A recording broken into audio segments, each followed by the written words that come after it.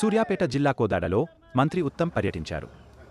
ఇటీవల కురిసిన భారీ వర్షాలకు నడిగూడెం మండలం కాగతపు రామచంద్రాపురం 132వ కిలోమీటర్ వద్ద ఎడమ కాలువకు గండి పడింది.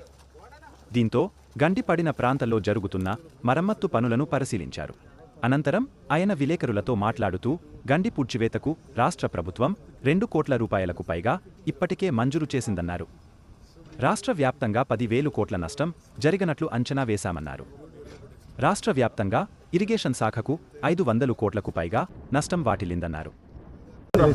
ఇంత దూరం ఇంత మార్నింగ్ మీరు వచ్చినందుకు మీకు మనస్ఫూర్తిగా నా ధన్యవాదాలు. వాస్తవంగా నాకు కూడా ఈరోజు కొత్త పిసిసి ప్రెసిడెంట్ ప్రమాణ స్వీకారం గాంధీ భవన్లో ఉన్న ఈ పనులు ఎమర్జెన్సీ బేసిస్లో చేయించాలని చెప్పి రైతులు నష్టపోవద్దని చెప్పి ఉద్దేశంతో నేను ఈరోజు ప్రత్యేకంగా రావడం జరిగింది. మీ అందరికీ తెలుసు, ఆగస్టు చివరి వారంలో సెప్టెంబర్ మొదటి వారం వరకు రాష్ట్ర వ్యాప్తంగా 50 ఏండ్లలో పడని వర్షం, భారీ నుంచి అతి భారీ వర్షం పడడం జరిగింది. ప్రత్యేకంగా హుజూర్ నగర్ కోదాడులో చాలా భారీ వర్షం పడ్డది. అదేవిధంగా ఖమ్మం జిల్లాలో రాష్ట్ర వ్యాప్తంగా మేము కేంద్ర ప్రభుత్వానికి నివేదించినాం. 10,300 కోట్ల విలువైన నష్టం జరిగింది. ఆస్తి నష్టం కానీ, కాలువలు చెరువులు తెగిపోవడం కానీ, ఇళ్లలో నీళ్లు రావడం కానీ, ఇండ్లు కూలిపోవడం కానీ, మరి కొంత ప్రాణ నష్టం కూడా జరిగింది. చాలా చాలా అత్యంత దుఃఖమైనది విషయం. వాళ్ళందరికీ కూడా రాష్ట్ర ప్రభుత్వం నుంచి చనిపోయిన వాళ్ళకి ఎక్స్గ్రేషియా కింద ఆ కుటుంబాలకి 5 లక్షల రూపాయలు ఇవ్వడం జరుగుతుంది. అదేవిధంగా ఇల్లు కోల్పోయిన వాళ్ళందరికీ కూడా మరి ఇందిరమ్మ ఇండ్ల పథకం కింద అందరికీ 5 లక్షల రూపాయలు ఇవ్వడం జరుగుతుంది.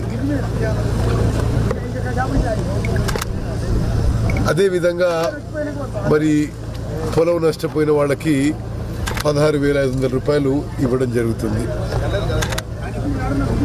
నేను నా సుదీర్ఘ రాజకీయ చరిత్రలో నేను 6 సార్లు ఎమ్మెల్యేగా, ఎంపీగా ఉన్నా, ఉమ్మడి ఆంధ్రప్రదేశ్లో మంత్రిగా ఉన్నా, ప్రత్యేక తెలంగాణలో మంత్రిగా ఉన్నా.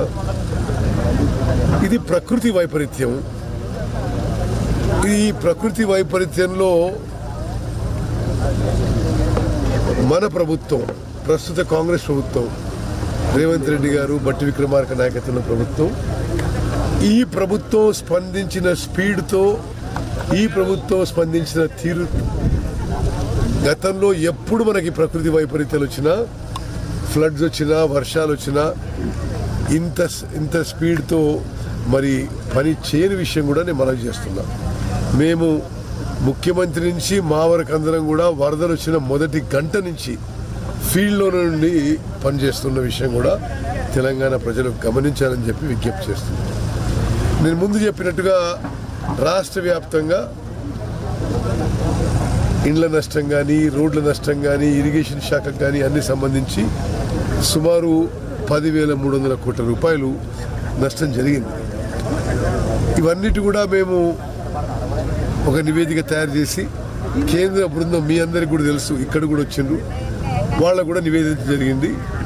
సరే, కేంద్రం నుంచి ఒక మంచి స్థాయిలో సహాయం అందుతుందని చెప్పి మేము ఆశిస్తున్నాం.